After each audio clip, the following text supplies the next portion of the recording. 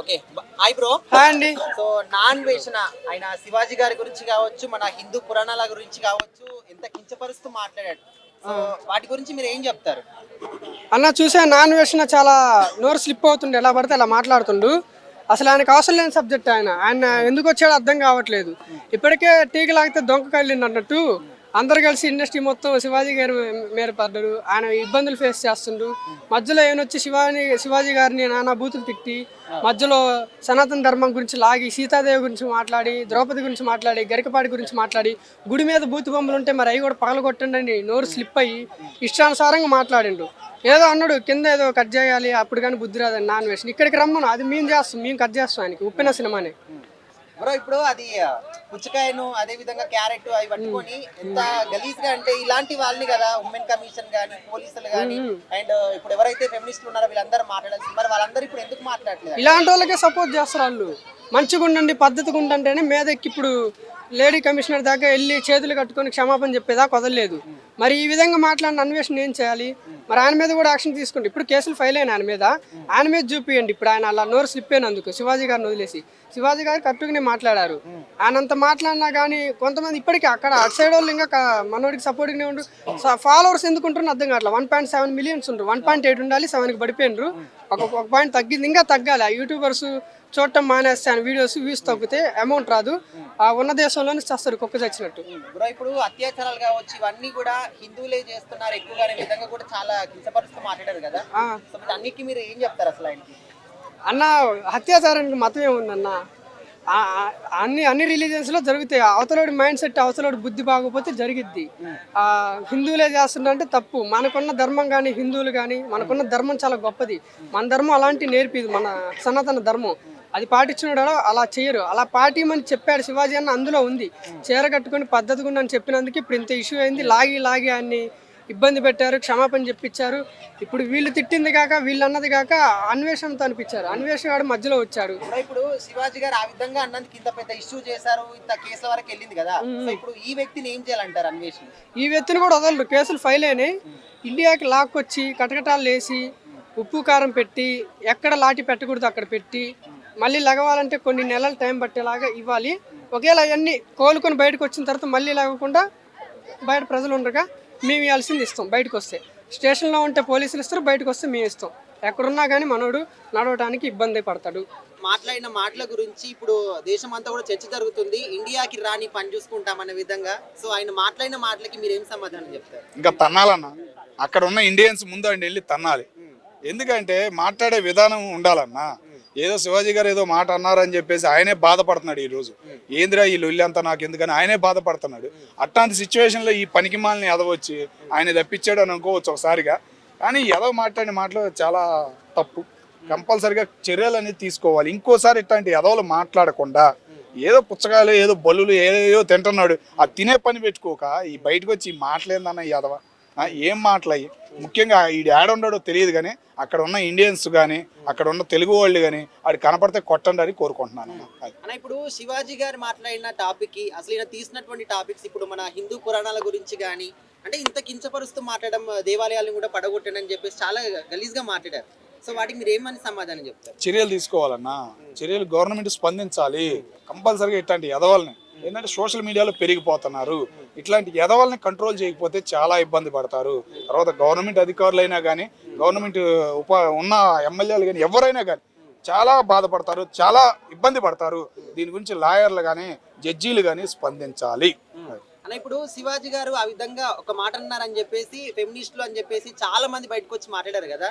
So ఇప్పుడు ఈయన కదా అసలైన గలీజ్ గా మాట్లాడింది. ఇప్పుడు ఆ పుచ్చకాయ కావచ్చు అవి చూపించి సమాజానికి ఏం మెసేజ్ ఇస్తున్నారు? ఇలాంటి వాళ్ళని కదా ఈ విధంగా కేసులు పెట్టారని చెప్పేసి స్పందించాలన్న. ప్రతి ఒక్కడు సామాన్యుడి దగ్గర నుంచి పెద్దోడి దాకా ప్రతి ఒక్కరు స్పందించాలి. ఏంటంటే మొన్న శివాజీ అన్నగారు ఎందుకు ఇప్పుడు లేడీస్ జోలికి వెళ్తాం ఎందుకని మేము కూడా అన్నాము. ఆయన అన్న మాట ఒక్కటే తక్కువ, ఆ తప్పుకు బయటకు వచ్చి ఆయన క్షమాపణ చెప్పేశాడు. ఇప్పుడు ఆయన వెళ్ళాడు, కోర్టుకు వెళ్ళాడు, హాజరయ్యాడు. ఆయన పరిస్థితి బాగానే ఉంది. ఆయన మాట్లాడింది మంచిగా, కానీ మంచిలో కొద్దిగా చెడు ఉండేపాటికి మొత్తం చెడు చేసేసారు. దాన్ని ఆ మంచి అనేది గుర్తించలేకపోయారు కదా. కానీ ఈ పనికి మాలని ఏదో మాట్లాడి మొత్తం చెడేగా. ఒక్కటన్నా మంచి ఉందా? బల్లులు పాములు తినేవాడు వీడు మాట్లాడే మాటలేంది? వీడికున్న ఏదో చూపిస్తున్నాడు. పర్లే ఎక్కడెక్కడో దేశాలే చూపిస్తున్నాడు, అక్కడ సంస్కృతులు ఏ విధానాలు చూపిస్తున్నాడు. కానీ మన భారతదేశం కూడా జోలికి వద్దాం అనుకుంటే ఎట్లా తంతారు. జర జాగ్రత్తగా ఉండాలి. ముఖ్యంగా ఈడు ఏడుండాడో కానీ వీడి మీద గవర్నమెంట్ స్పందించాలి, చర్యలు అనేది తీసుకోవాలని చెప్పాను. ఇప్పుడు హిందువులే రేపులు ఎక్కువ చేస్తారని చెప్పేసి రేపు పొద్దున నాకు పాప పుట్టినా కూడా ఆమెను రేప్ చేస్తారని చెప్పేసి కూడా చాలా గలీజ్ గా మాట్లాడారు. సో దీనికి ఏం చెప్తారు? నేను ఈ మాట వినలేదన్నా, మరి అంత దారుణంగా మాట్లాడితే ఇంకా ఊరుకున్నారు. హిందూ సంఘాలు ఎందుకు కేసు పెట్టారో అనుకున్నాను. ఈ మాట గురించి అయి ఉండిద్ది అట్టయితే ఆయన వదిలిపెట్టకూడదన్న. అక్కడ ఉన్న హిందువులు ముఖ్యంగా స్పందించాలి. ఈ దరిద్రుడు ఏడుండాడు, వీడు బయటకు వచ్చి మైక్ పెడుతున్నా కానీ బయటకు వచ్చి కనపడినా కానీ చెప్పు తీసుకుని కొట్టి స్పందిస్తే, ఒక వీడియో బయటకు పెడితే సొసైటీలో చాలా మంది కొద్దిగా హ్యాపీగా ఫీల్ అవుతారన్న. ఇప్పుడు నెక్స్ట్ అంటే ఏం చెప్తారండి? ఏం లేదు, అది ఇప్పుడున్న పరిస్థితి. ఇప్పుడు నిన్నటిదాకా మనం ఏదో సినిమాలు చూసాము, లేకపోతే ఏదో లవకుశ లాంటి సినిమాలు చూసి ఇవన్నీ మంచి మానవత్వాల గురించి ఎన్నో సినిమాలు తీశారు, ఎన్నో రకాలుగా కూడా ఇవన్నీ వస్తున్నాయి. అలాగని పక్క నుంచి ఈ నిన్న అఖండ 2 సనాతన ధర్మం, లేకపోతే మన ఉప ముఖ్యమంత్రి పవన్ కళ్యాణ్ గారు సనాతన ధర్మం ఎలా కాపాడాలని ఒక పక్క నుంచి వాళ్ళు సాయశక్తిలో ప్రయత్నం చేస్తుంటే, ఏదో మధ్యలో ఏదో చిన్న చిన్న ఓడ్ల ద్వారా ఆయన ఏదో అంటే ఆడవాళ్ళ గురించి బాగా డిస్టర్బ్ అయ్యి, శివాజీ గారు అనే వ్యక్తి యాక్టరు, ఆయన ఏదో చిన్న ఇబ్బంది అంటే ఆయన కళ్ళతో చూసిన ఇబ్బందులు, ఆయనకి ఎన్నో రకాలుగా చెవిని పడే వార్తలు ఆయన నోట్లోంచి ఎవరో చెప్పలేని విషయం ఆయన మనసులోంచి బయట పెట్టాడు. ఆయన వాస్తవంగా బయట పెడితే ఆ విషయాన్ని బయటకు తీసుకొచ్చి ఆయన మాట్లాడిన ఓడు ఒకే ఒక ఓడు ఉంది, ఆ ఓడ్లోనే మాట్లాడిన మాట ఒక తప్పు మాట మాట్లాడాడు. సామాను అన్న మాట అనేది ఆయన మాట కాదు, ఆ భాష ఇప్పుడు వచ్చింది కాదు, అది ఒకప్పుడు వచ్చిన భాషనే. దాన్ని ఖండించేస్తే ఆ భాష అనేది అక్కడితో ఆగిపోయేది, దాన్ని ఖండించలా. ఆ రోజు టేక్ టీచర్గా తీసుకుని వదిలేశారు. దీన్ని వదిలేసిన దాన్ని పబ్లిక్లో అది ప్రచారం జరుగుతూ ఉంది, అది అందరూ వాడుతున్నారు ఓటు. అది ఏంటంటే మీరు వస్త్రం ఏదైతే ఉన్నదో అది ఇప్పుడు కాదు ధర్మం అని మాట్లాడిన తీరు కొంతమందికి నచ్చల. అందులో ముఖ్యంగా కొంతమంది యాంకర్లు ముందుకు వచ్చారు. నేను ఎవరి పేరైతే చెప్పదలుచుకోలేదు, చెప్పను కూడా, ముందుకు వచ్చారు. అంటే వీళ్ళకి పబ్లిక్లో రెస్పాన్స్ అంటే ఇంకా బాగా ఏది పబ్లిక్ అవ్వాలి నేను, లేకపోతే ఇంకా చాలా ముందు ఎప్పటి నుంచో వచ్చి మలయాళం నుంచి వచ్చిన యాంకర్స్ కూడా ఉన్నారు, ఇప్పుడు చాలా పెద్ద పొజిషన్లో ఉన్నారు. వాళ్ళు ఎప్పుడు కూడా వస్త్రధారణ ఎప్పుడు ఒకలాగా ఉంది. ఎవరో కాదు మన సుమా గారు. దాన్ని బట్టి ఆలోచించండి ఒకసారి, ఆవిడకి ఎందుకు ఫాలోయింగ్ ఉంది. ఈ రోజుకి కూడా ఒక ఆడియో ఫంక్షన్ పెడితే ఏ ఒక్క హీరో కానీ ఏ ఒక్క క్యారెక్టరిస్ట్ కానీ ఎవరైనా సరే ఏ ఒక్క తప్పు మాట కూడా ఆయన అనరు. అది ఒకసారి గమనించండి. ఎందుకంటే ఆవిడ మాట తీరు అలా ఉంటుంది కాబట్టి ఈ రోజు కూడా ఎవరికి వ్యతిరేక కాదు ఆవిడ. ఈవిడ పాపులర్ చేసుకోవటం అనేక రకాలుగా ట్రై చేస్తుంది కాబట్టి ఈవిడ ఇబ్బంది పడి గబుక్కున అంటే ఏం జరుగుతుందంటే, నేను పిల్లి పాలు తాగుతుంటే ఎవరైనా తడుముకుంటారు ఏదో అంటారు కదా సామెత, అలాగా ఎవరో తడుముకుని ఆ మాట మాట్లాడి ఆ ఓడి వాడారు. ఇవన్నీ ఎలాగున్నా సరే కొన్ని మనం కూడా కొన్ని నేర్చుకోవాల్సినవి ఉన్నాయి.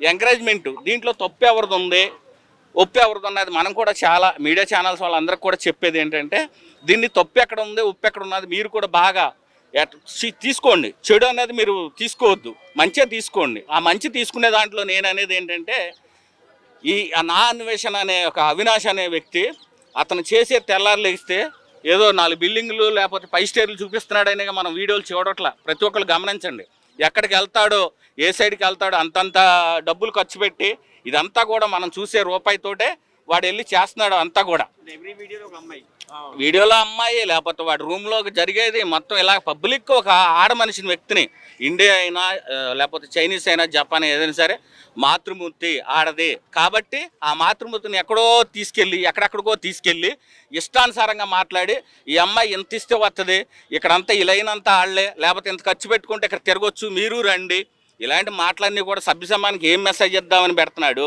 మాట్లాడే భాష మాతృభాష తెలుగులో మాట్లాడుతూ అతను రూపాయి సంపాదించుకుంటూ ఇండియా నేను రాను, ఇండియా అంతా కూడా రేపిస్టులు ప్రదేశం లేకపోతే ప్రాంతం అని ఎన్ని దూషిస్తున్నప్పుడు పెద్ద వాళ్ళందరూ ఉన్నారు కదా, ఎవరెవరినో తీసుకొచ్చి నిమిషాల ప్రకారం రోజుల ప్రకారం వారిని అరెస్ట్ చేసి తీసుకొస్తున్నప్పుడు వాళ్ళందరూ ఏం చేస్తున్నారు, ఇతను తీసుకురావాలంటే క్షణం పట్టదు వీళ్ళకి, ఎలా అయినా చేసి తీసుకొస్తారు. అలాగే తీసుకురావాలి, అతను తప్పేంటో తెలుసుకోవాలి. మెయిన్ ఎవరైనా మన సనాతన ధర్మం మన హిందూ సంప్రదాయాన్ని ముందు మనం ఏదైతే తెల్లైతే శ్రీరాముల వారిని కొలుచుకుంటాం, వారి భార్య సీత గారిని ముందుగా మన అందరూ కూడా హిందువులందరూ ఏకమయ్యి, హిందువులే కాదు మొత్తం భారతదేశంలో ఉన్న వాళ్ళందరూ కూడా ఏకమయ్యి దానికి క్షమాపణ తెప్పించి నేను ఒక దేవతని తిట్టాను అని ప్రతి ఒక్కరు కూడా గమనించి ఈ విషయాన్ని కంపల్సరీగా బయటికి తీసుకురావాలి. అదే చెప్తున్నానండి, ఫాలోవర్స్ కూడా మీరు ప్రతిదీ కూడా మీరు ఏదో వీడియోలు పెట్టి లైకులు చేసి మీరు అన్ఫాలో చేసేయండి. ఇమ్మీడియట్లీ అన్ఫాలో చేయండి. ఎందుకంటే ఇది కరెక్ట్ కాదు. ఇలాంటి వ్యక్తిని మనం ఎంకరేజ్ చేస్తున్నామా, ఇలాంటి వ్యక్తిని మనం ముందుకు తీసుకెళ్తున్నామా? ఎందుకండి మనం ఎవరిని వదిలేస్తాకండి? ఎప్పుడన్నా ఎవరైనా సరే, ఎప్పుడైనా ఎక్కడైనా సరే 10 మందికి లేనోడికి బెచ్చపోడికి ఏమైనా సాయం చేశాడా, ఏదైనా వీడియో పెట్టాడా? మీరు చూపించండి. నాన్ వేసిన దాంట్లో ఎవరికన్నా చదువుకుంటే పిల్లలకి సహాయం చేశాడా చూపించమనండి. ఎంతసేపు కూడా ఏదో కమిట్మెంట్ తీసుకొచ్చి అది మాట్లాడితే మీరు ఒక లైక్ కొడుతున్నాడు, వాడికి ₹1 వెళ్ళిపోతుంది. మీరు ఇది గమనించట్లా. ఒకసారి ఆలోచించండి మీరు కూడా. ఎందుకంటే నేను ఇప్పటి వరకు కూడా ఎప్పుడు ఇలా మాట్లాడలా. కేవలం సీతమ్మ తల్లిని అవమానించాడు. శివాజీ గారు ఇష్యూ లేకపోతే ఇంకోటి కాదు. వీళ్ళందరినీ పక్కన పెట్టి నాటి తారలు ఉన్నారు. ఇప్పుడు పాతోళ్ళు వాణిశ్రీ లాంటి వాళ్ళు, ఇలాంటి వాళ్ళు కూడా వాళ్ళు ఎంతెంత సినిమాలు ఎన్నేసి రోజులు 300 రోజులు 400 రోజులు ఆడాయి. అదే చీరకట్లో స్టోరీ సినిమా అంతా కూడా 4-5 గంటల సినిమా పడి తీసేవారు. మరి ఈ రోజున పరిస్థితి ఏమైంది అంటే 2-3 గంటల్లో సినిమాలో ఇలా చూపిస్తేనే కానీ చూడండి ఏమన్నా మనం ప్రస్తుతానికి దీంట్లో రాజ్యాంగంలో ఏమన్నా రాసుకున్నామా? రాసుకోలేదు కదా. ఒకసారి మీరు కూడా ఆలోచించండి. ఏ వ్యక్తిని కూడా నువ్వు దూషిత్తకు కాదు, కేవలం హిందూ సంప్రదాయాన్ని వేలెత్తి చూపించాడు కాబట్టి నేను ఈ విషయాన్ని మీకు చెప్తున్నాను. నేను అంతే, వేరేది ఏం కాదు. దయచేసి ఎవరో కూడా నాన్ వెజ్ ఇలా చెప్పడం జరిగింది కదా, అయితే శివాజీ గారు చెప్పిన దానికి అలా అంతమంది రియాక్ట్ అయ్యారు. సో నాన్ వెజ్ చెప్పిన దానికి ఎవరు రియాక్ట్ అవ్వట్లేదు. అవుతారు. ఇదే పబ్లిక్ అంటే ఈ గొడవ జరిగిన తర్వాత 3 రోజులు 4 రోజులు లేకపోతే 5 రోజులు నెమ్మలించుకుని జనాలు కూడా దీన్ని చాలా చండాలంగా చూసేదాన్ని హైలైట్ చేసి మంచి దీంట్లో చాలా విషయం ఉంది. ఇప్పుడు ఆ వ్యక్తిని ఏదైతే బయటకు తీసుకొచ్చి అతనితో క్షమాపణ చెప్పిస్తే ఈ ధర్మాన్ని ఇంకా కాపాడిన వాళ్ళు అవుతారు పెద్దలందరూ. ఇదే గుర్తుపెట్టుకోండి. నేను అందరికీ చెప్పేది అదే. పెద్దలను ప్రతి ఒక్కళ్ళని కూడా కాపాడుకోవాలి. సీతమ్మ తల్లిని అంటాం ఏంటండి? తెల్లారులైతే మనం సూర్య నమస్కారం చేసుకుందే బయటికి రాని సంప్రదాయం మంది. అలాంటి అది కూడా తల్లిదండ్రులు కూడా చాలా వరకు కూడా ఆ రోజుల్లో పాత రోజుల్లో లింగి బంచి కట్టుకున్నా లేకపోతే గోసుగుడ్డ పెట్టుకున్నా లేకపోతే ఇంకోటి ఉన్న సంప్రదాయాన్ని బతికిచ్చారు ఆ రోజు.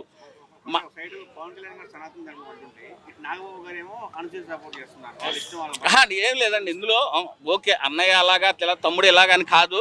ఇతను ఏంటంటే కాంట్రవర్సీ ఇక్కడ ఉన్న పరిస్థితులు కొద్దీ ఈయన మాట్లాడే తీరి ఈయన ప్రోగ్రాల్లో నిన్న మొన్న జరిగే ప్రోగ్రాల్లో ఈయన నవ్వుతూ మాట్లాడుతూ ఇది అలవాటు అయిపోయింది. ఆయనకు ప్రజలతో తిరగడం, ప్రజల్లో మమేకం అవ్వటం, ప్రజల ఇబ్బందులు తెలుసుకోవటం, ప్రతి గల్లీ తిరిగి నీ పరిస్థితి ఏంటమ్మా తెలుసుకున్న వ్యక్తి పవన్ కళ్యాణ్ గారు. అందు గురించి ఆయన డిప్యూటీ సీఎం అయ్యారు. ఈ రోజుల్లో 2 చేతులు పెట్టుకుని దండం పెట్టొచ్చండి. ఒక విధంగా చెప్పాలంటే ఒక సాధువులా తిరుగుతున్నాడు ఆయన.